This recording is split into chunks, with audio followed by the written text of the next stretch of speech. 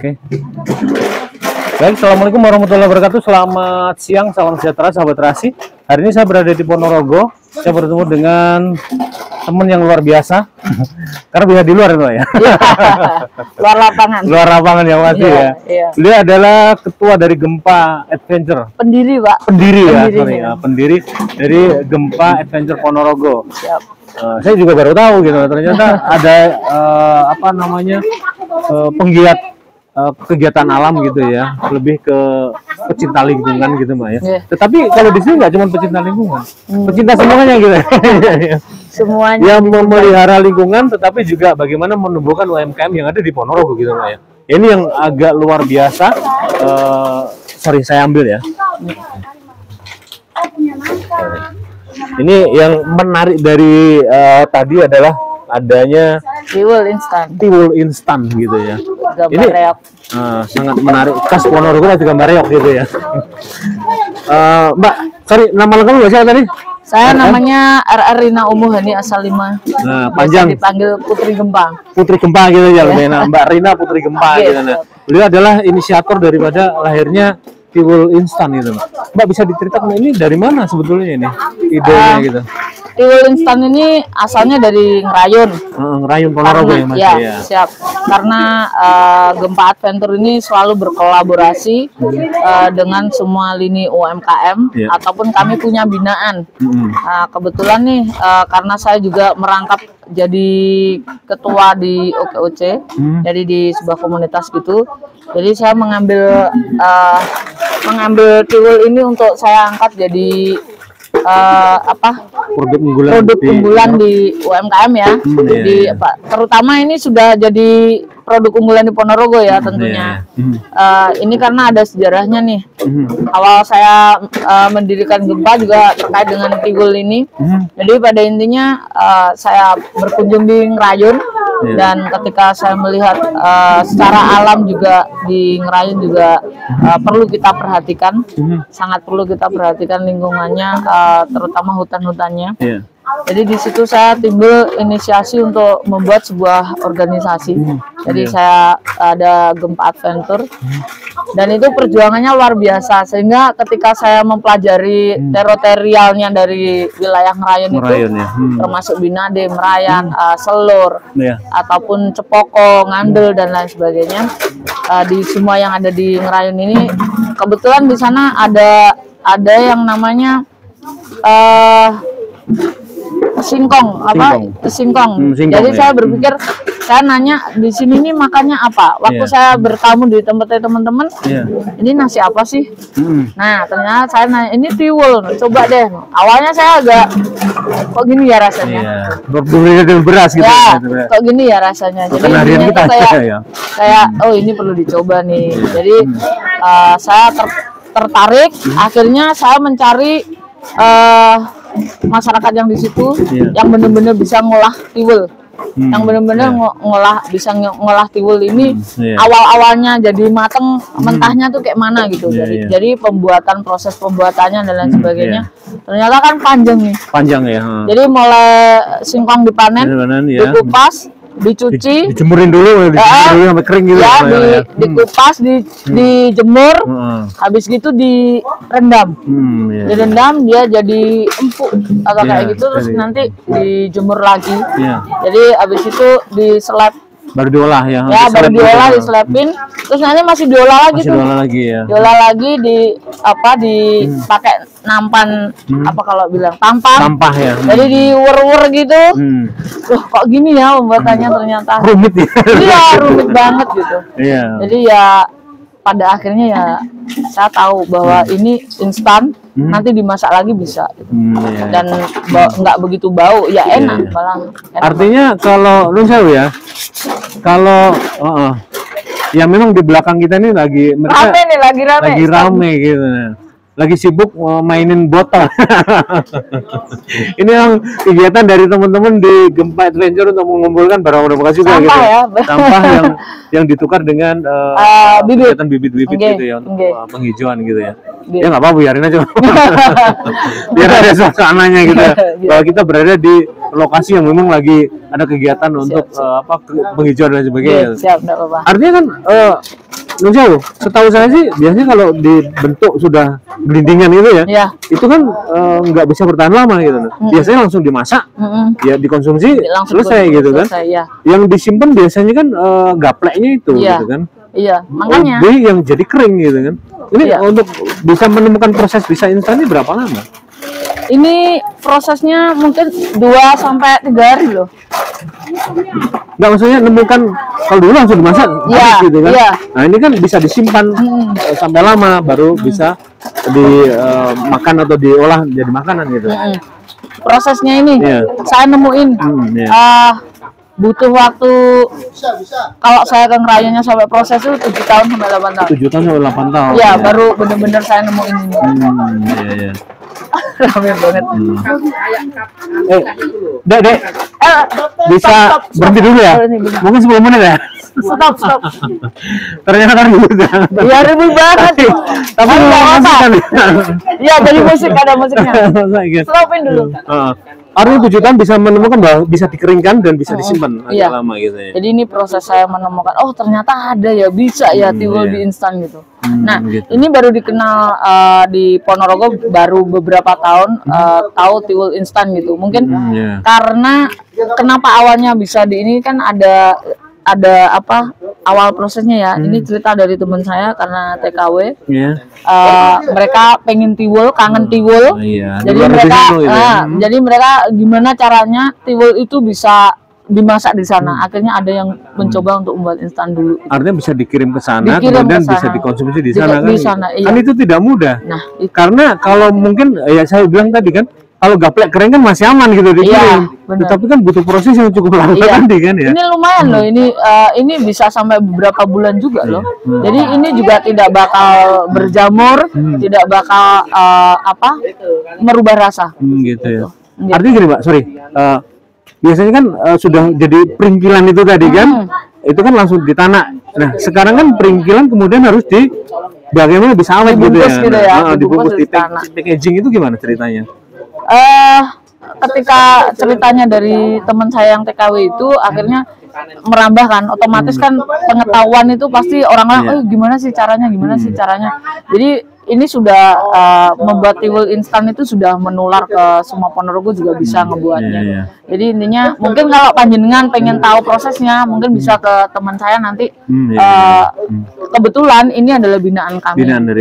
Jadi apapun yang ada di sini itu karena binaan kita gitu. Ya memang karena kita sebetulnya adalah pecinta alam gitu ya. Tapi akhirnya bagaimana memanggil, saya yakin untuk masyarakat untuk agar cinta alam gitu kan, mereka biasanya terbentur dengan perekonomian dan lain sebagainya. Akhirnya kita juga siap Bun sebentar. Siap. Artinya kan kalau masyarakat juga dari sisi kebutuhan terpenuhi, mereka juga bisa cinta alam. Dan salah satunya adalah bagaimana mengolah ya potensi yang ada di wilayah tersebut menjadi produk-produk yang bisa menjadi produk unggulan dan bisa dijual gitu ya. Artinya Mbak, sorry, kalau bisa menjadi kering ini gimana? Tadi kan biasanya kalau sudah jadi gelindingan kayak gini kan, bisa ditanak langsung dimakan. Nah, prosesnya kan ini berhentinya di bagaimana bisa menyimpan gelindingan tadi dengan waktu yang lama gitu. Dikeringkan? Tidak dikeringkan, jadi ini tidak ada pengawetnya loh. Jadi tidak ada pengawetnya. Ini cukup dikeringkan dan nanti ketika dibutuhin lagi itu ditanak lagi, itu aja. Jadi nggak berubah rasa sama sekali. Dikeringkannya pakai dijemur atau mungkin di oven atau apa? Di oven. Dijemur juga ada, sistem jemur manual masih ada, di oven juga ada. Oh siap. Jadi terserah mungkin teman-teman ada yang mau oven bisa, yang mau manual masih bisa. Gitu. Kalau ini untuk mengkonsumsi tinggal di ditang ini cukup dibasahin dulu terus nanti ditanak di Magicom bisa udah. Oh gitu sudah ya. Matang. Lebih ini lagi ya. Lebih kayak masak beras beneran.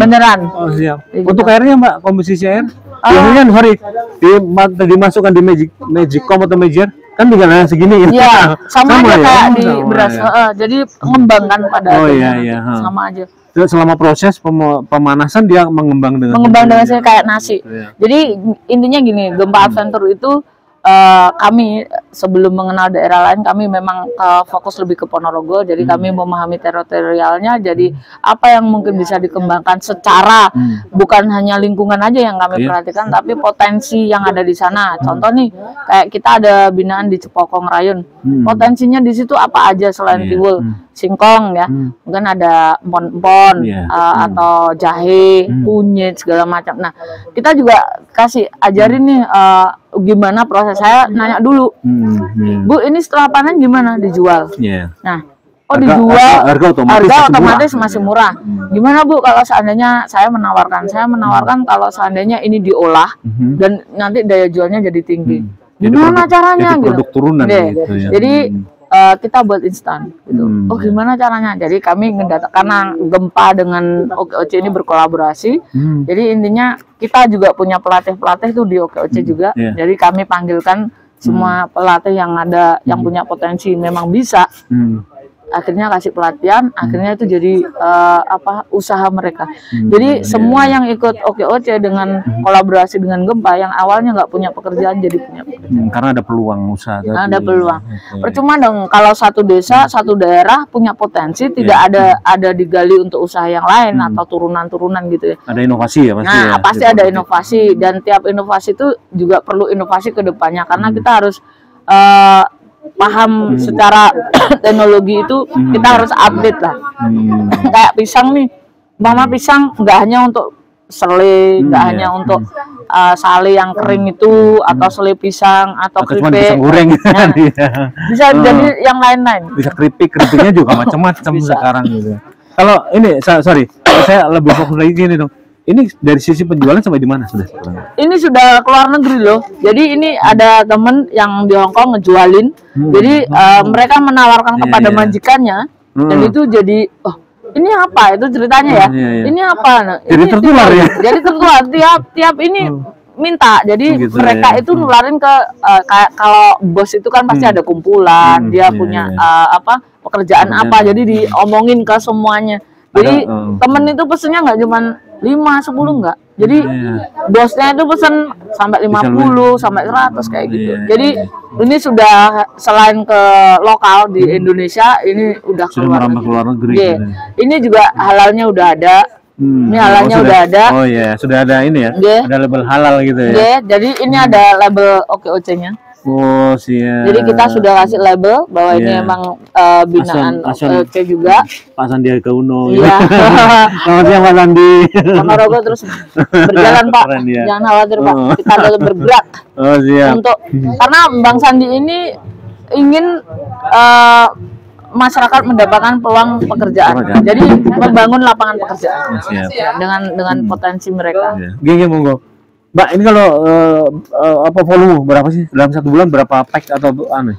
Banyak, karena ini nggak hanya bawa kayak basar ya. Basar kita bisa bawa 20 pack, dititipin di toko-toko yang toko oleh-oleh.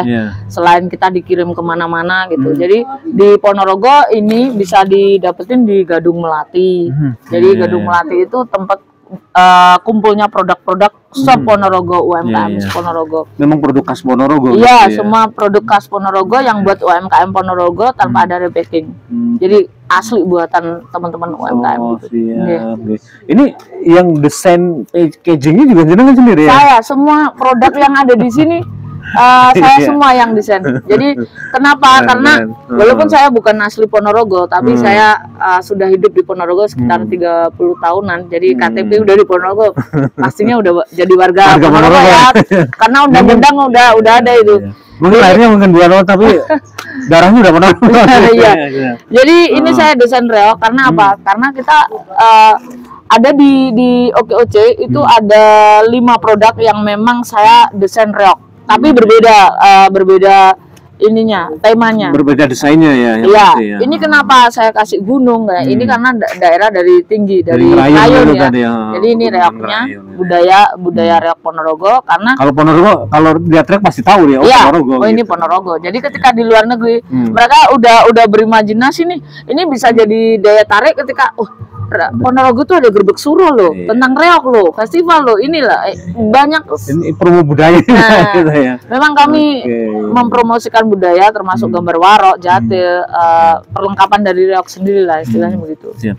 Tapi selain tiwul instan, ini Mbak Gempa ini. Putri Gempa ini banyak, selain produk ini apa aja Mbak tadi? Banyak, ini boleh saya ambil ya? Oh boleh. Ya. Artinya ada beberapa empon-empon gitu ya? Iya, empon ada yang empon.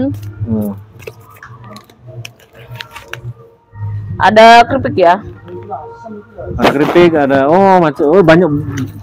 banyak produk ternyata di sini ya. Iya, ini binaan semua dari Gempa ini ya. Iya. Jadi ini yang desain semua juga saya. Ini dari kecil-kecil ini yang desain saya semua. Begitu. Ini ada jahe. Ada jahe, ada apa nih, kunyit, ya. Ada jahe merah. Ada jahe merah. Ada jahe selang instan. Ada ini minuman ini minuman apa namanya? Jahe, serai gitu ya, secang, karalang, ini ya. Ini ada peyek juga. Ada juga tempe ya, tempe rayun nih. Sekarang promo. Juga tas-tas anyam nih. Ini produk dari Ngerain semua ya. Tempe rayun. Dan ini tas anyam buatan asli, buatan orang-orang Ponorogo juga ya. Jangan salah Pak. Orang Bali itu berlangganan dengan teman saya, anggota saya di OKOC. Jadi itu langganan tetap orang Bali buat yang besek-besek, buat mereka keperluan selamatan. Ya, itu yang di apa namanya, di atas kepala ya, itu. Itu sampai beliau mengirimkan berapa kode gitu, dan ada terciptanya lapangan kerja di situ. Yang terpenting itu lapangan kerja. Jadi di tas-tas ini mungkin semua kan kenal tas nyaman, tapi bentuk dan bentuk ukuran desain juga berbeda, warna tergantung suka-suka orang memilih apalah gitu. Iya. Ini kayak macam daun apa namanya, daun kelapa gitu nih.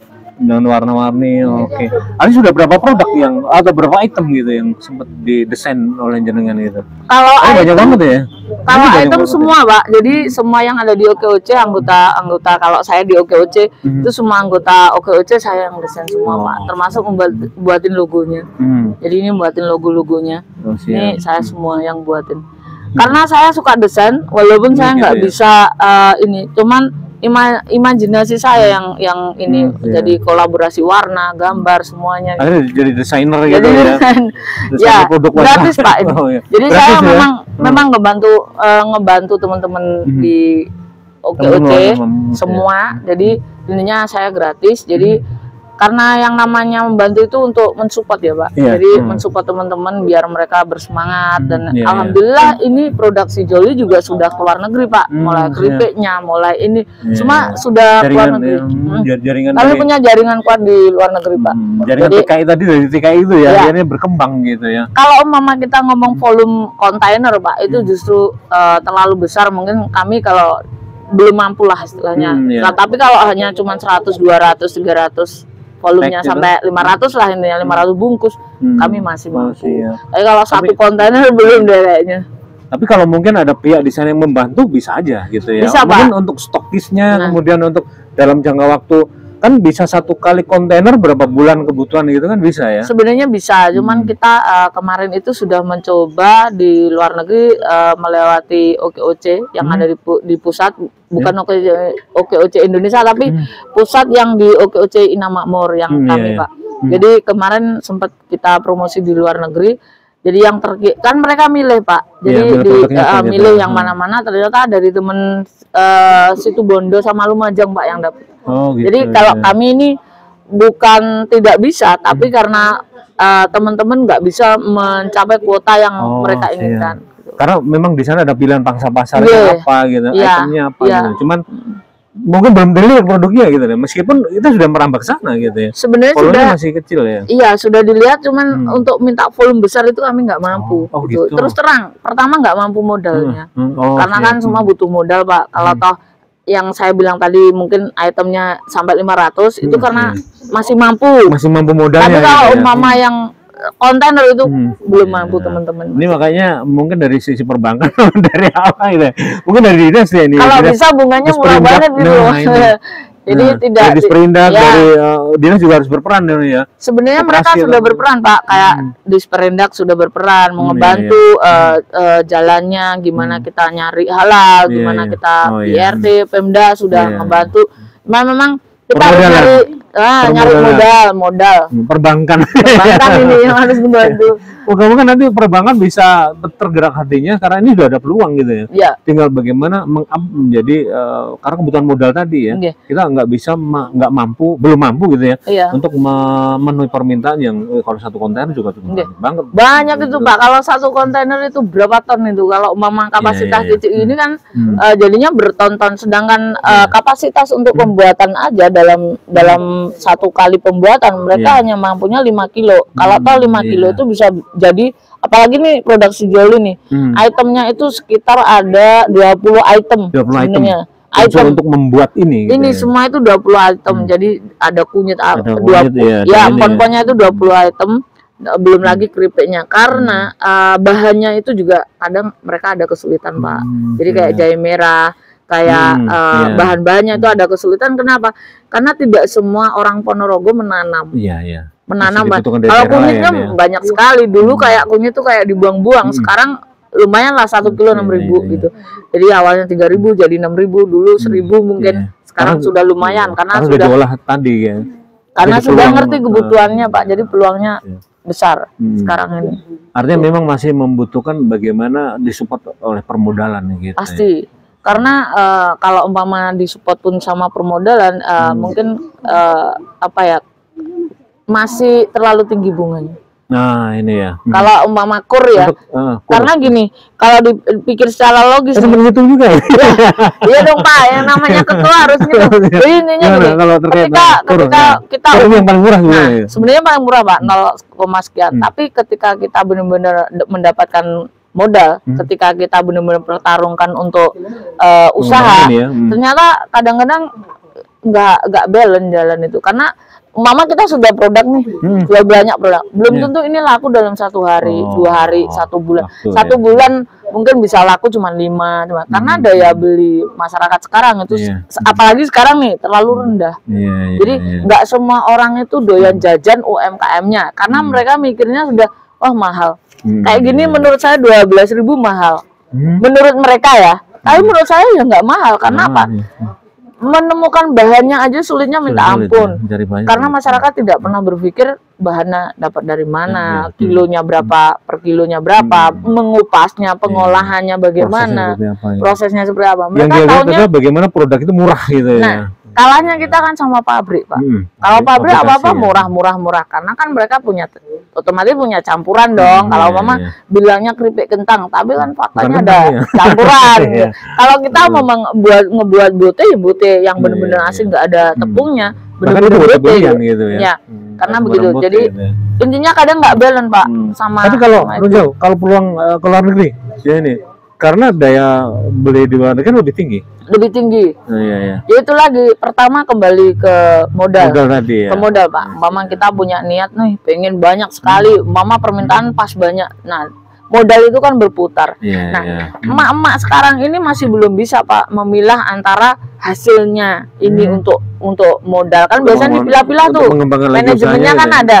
Jadi ini dipilah untuk gasnya, ini dipilah lagi untuk tenaga kerjanya, ini untuk ini bahannya dan lain sebagainya, atau mungkin kebutuhan mendadak. Itu kadang-kadang mereka nggak butuhnya ketika barang dijual, mereka dapat modalnya udah istilahnya modalnya udah ada lagi kembali. Keuntungannya kan buat keperluan makan sehari-hari Pak. Manajemennya masih belum ini ya. Semua rata-rata belum Pak. Kecuali kalau umpama sebuah perusahaan besar, dia memang manajemennya juga bagus, modalnya juga ada. Beda dengan UMKM Pak. Jadi kendala UMKM tuh banyak sekali. Yang intinya adalah permodalan tadi. Permodalan dan dari manajemennya emak-emak di usaha itu juga perlu pembelajaran atau edukasi yang terus-terusan, karena mereka walaupun diedukasi 10 kali, 20 kali, kalau memang setiap hari ada kebutuhan, otomatis itu tercabut lah untuk kebutuhan gitu. Seharusnya untuk pengembangan sini khusus ini memang belum ada gitu ya. Belum Pak. Harusnya mau dipisahkan. Belum istiqomah. Iya Pak. Contohnya ketika saya usaha kopi nih, saya kan usaha kopi juga, namanya Kopi Kulo. Jadi Iya Pak, namanya Kopi Kulo sebenarnya. Kebetulan ini nggak ada karena sudah saya setor di Gadung Melati untuk persiapan Grebek Suro kemarin. Jadi ketika saya merger untuk Kopi Kulo, manajemen saya juga amburadul, jujur. Karena apa? Ketika kita di posisi kopi waktu itu murah, terus tiba-tiba posisi kopi itu mahal. Jadi kan nambah modal kita. Nah, orang taunya Kopi Kulo tuh harganya segini. Kalau umpama kopinya naik, kita mau naikin itu nggak bisa, Pak. Nah, itulah yang jadi kita sempat mandek. Jadi semua UMK mandek, Pak, waktu itu. Jadinya kita juga masih punya banyak kendala yang membutuhkan solusi. Jadi solusinya adalah di mana pemerintah juga harus berperan aktif di situ. Pelatihan manajemen kan juga penting. Sebenarnya sebenarnya. Cuma memang kembali ke kita, Pak. Jadi kembali ke modal. Iya, kembali ke kita jadinya. Artinya keterbatasan modal itu mau di bagaimanapun akhirnya tentu nggak bisa. Tapi itu kadang-kadang bahannya yang naik, jadinya ini nanti umpama yang satunya mungkin perlu proses lagi apa lagi gitu, nanti bisa keperluan ini mendadak dan lain sebagainya. Artinya bukan ketahanan modal kayaknya butuh. Tapi yang masih nggak patah semangat dong teman-teman di Keempat Venture Ponorogo. Enggak, Pak. Tidak pernah patah semangat kami. Faktanya sampai detik hari ini anak-anak benar-benar meluangkan waktunya untuk mereka benar-benar mengabdi kepada semesta, juga kepada masyarakat. Mereka tahu saya ini dibutuhin. Jadi mereka dengan kesadaran sendiri, kalau saya dibutuhin berarti saya harus belajar. Gitu. Kalau yang saya tahu sempat ngobrol dengan Mbak Gempanya ini kan, ini sudah 20 tahun ya. 20 tahun Pak Gempa. Nah, kan awalnya bukan dari, mungkin juga inspirasinya dari Tibul. Tapi mereka yang pasti mengenalnya dulu bagaimana prihatin dengan gunung yang ada di Ngerayon gitu ya. Dan Ngerayon adalah lokasi tempat Tibulnya ada. Marina ini menemukan Tibul ini gitu ya. Siap. Kalau dari sisi kegiatan teman-teman di alam gimana? Pengembangan atau konservasi yang di Gunung Ngerayon, Mbak? Alhamdulillah untuk saat ini untuk kita konservasi di Ngerayon dari tahun 2007 Pak. 2007, jadi 2007 kami bergerak full itu. 2006 itu kami data dulu. Jadi proses Pak, prosesnya itu panjang sekali. Jadi ketika 2005 kami sudah datang ke sana, saya terutama datang ke sana ke rumah teman, saya melihat keadaan. 2005 itu pula saya membuat organisasi Gempa. Dan 2006 kami sudah memulai pendataan programnya. Jadi 2007 pelaksanaannya. Riset kemudian 2007. Iya, 2007. Karena apa? Kita menanam ini pohon ya. Jadi kita ini mau menanam ke sebuah tempat itu kita juga harus butuh pendekatan secara face to face Pak ya. Visualisasinya kita juga harus pendekatan. Jadi bagaimana masyarakat bisa menerima itu tanpa ada ketersinggungan, tanpa kami juga harus berkolaborasi, banyak pihak yang harus kami ajak bicara dan lain sebagainya. Artinya kawasan PH di sana ya? Iya Pak, karena kalau udah menyangkut kawasan perhutani atau kami harus izin. Jadi kami nggak bisa. Nah, setidaknya kami kita mau ngapain di situ kan? Gitu ya. Karena takut itu ada pelanggaran dari undang-undang, mereka juga punya Pak. Dan mereka juga pasti punya riset pohon apa yang cocok ditanam di sini. Karena kalau di Ngerayon kita lihat itu pinus. Nah, pinus itu kan kalau ke air tamak banget. Rakus gitu ya. Rakus banget. Jadi kita juga mikir nih, di bawah tanaman, di bawah tegaan, terus pinus. Apa ya yang cocok gitu? Nah, kalau nggak cuman kunyit, jahe gitu Pak. Oh gitu ya. Oh ini yang akhirnya subur di sana gitu. Iya, akhirnya kan disubur di ini singkong juga. Jadi kalau umpama pohon keras itu ya mungkin kalah lah. Kalau umpama sama pohonnya mungkin bisa jadi kayak sengon, tapi kan berebut air itu. Iya. Jati juga berebut air kayak gitu. Kalau kondisi jauh ini seperti apa? Setelah kita melakukan penanam hampir 20 tahun gitu ya? Iya. Kondisi seperti apa nih, Mbak? Sekarang ini alhamdulillah nih Ngerayon udah hijau, udah benar-benar masyarakat juga udah kita gerakkan dan dengan kesadaran juga, apalagi program Bupati juga untuk penghijauan lingkungan juga udah bergerak. Gitu ya. Kami juga dari programnya Pak Bupati juga menggerakkan Karang Taruna juga untuk lingkungan juga ada program mereka. Jadi alhamdulillah untuk Ngerayon sudah berkurang ini longsornya. Itu saya tahu longsor ya. Iya, karena longsor kan pasti itu. Iya. Kemudian dampak dari mungkin tumbuh mata air atau mungkin banyak Pak kalau tumbuh ada. Jadi di Ngerayun itu sebenarnya banyak sumber mata air yang bisa dideteksi ya. Kebetulan data saya tahun 2017 itu sempat hilang Pak. Cuman masih kami punya alat. Jadi di alat itu karena alat itu memang kita istirahatkan dulu karena memang baterainya itu harus pesen dulu Pak. Gitu, ya. Jadi nggak semua alat sama dengan pakai baterai ABC atau apa itu enggak. Jadi kita harus pesen dulu. Jadi di situ kami mendeteksi ada beberapa sumber mata air, terutama itu di Binandi ada, juga di Merayan ada, di Selur ada. Nah di Selur itu ada air terjun Pak. Kalau dia pas hujan volume airnya gede, kalau pas dia kemarau ada, cuman volume airnya kecil. Nah tahun 2006 ke 2007 itu saya susur. Jadi ini kemana sih arahnya? Jadi kami penasaran. Saya susur ke sana itu ternyata bukan sumber gitu. Dia memang gabungan kayak air dari mana gitu jadi satu terus keluar gitu. Dan yang saya sangat sayangkan kemarin saya datang ke sana tahun 2022 itu pas waktu banjir. Musim banjir itu saya ngelihat dari air terjun itu batang pohon gede-gede itu turun juga, terjun juga itu wih gede banget ini. Jadi kayak di situ ada. Berarti ada longsor ya di atas? Di atas ada. Jadi longsoran itu di atas. Pohonnya itu bukan pohon pinus loh, yang bukan pinus semua. Jadi ada pohon-pohon yang ada jati kayak gitu. Jadi ada mauni, ada macam-macam pohonnya.